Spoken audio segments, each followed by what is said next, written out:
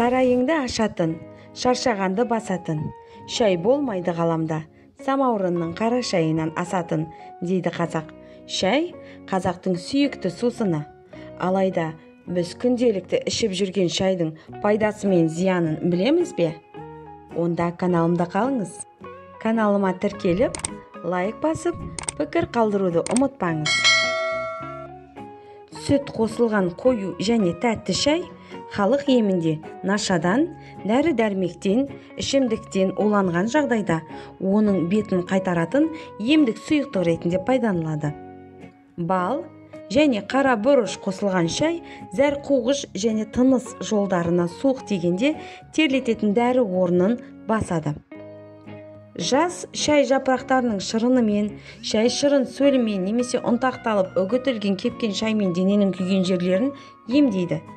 Кепкен көк шайды шайнау жүрек айнығанда және аяғы ауыр әйелдерде автокөлікте шайқалғаннан, теңіз сырқаттарынан болатын құсып, қатты лоқсуды басуға жақсы көмектеседі.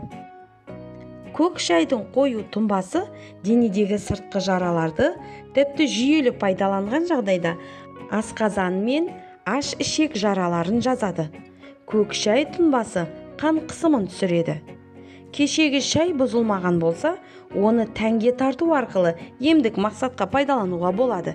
Себебі бір тәулік тұрған шайда қышқылдар мен фтор көбейеді. Тіл ойылғанда, экземаға, теріге жарақат түскенде, іріңді жараларға ем ретінде қолданады.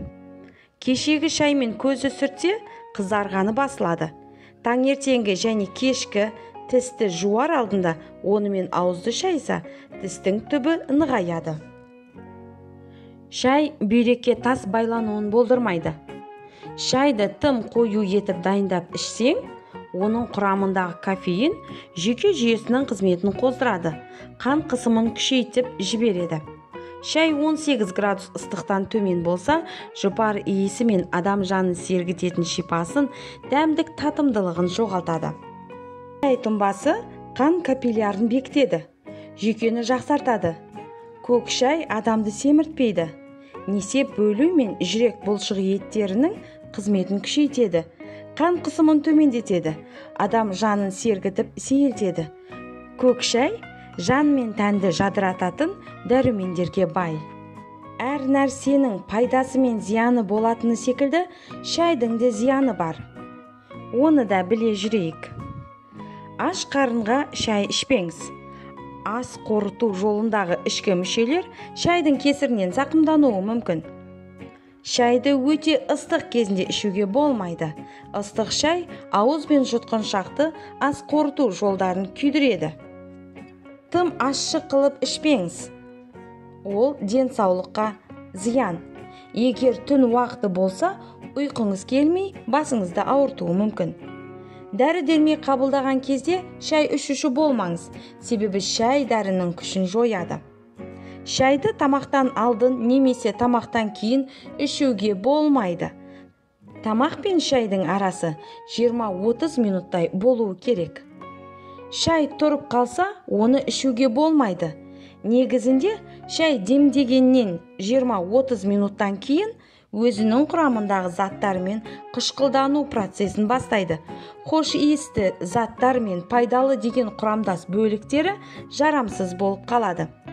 Қайта демдеген шайдың пайдасы жоқ. Керісінше зияны бар. Алғашқы рет демдеген шайдағы пайдалы заттардың жартысына жуығын алсаңыз, екінші рет демдегенде 30%, үшінші рет демдегенде 20%, ал одан кейінгісінде 10% пайдалы заттарды ала аласыз. Көп мөлшерде ішуге болмайды. Қара шайды көп пайдаланудың зияны бар. Сондықтан күнделікті қалыпты мөлшерді сақтаған жөн.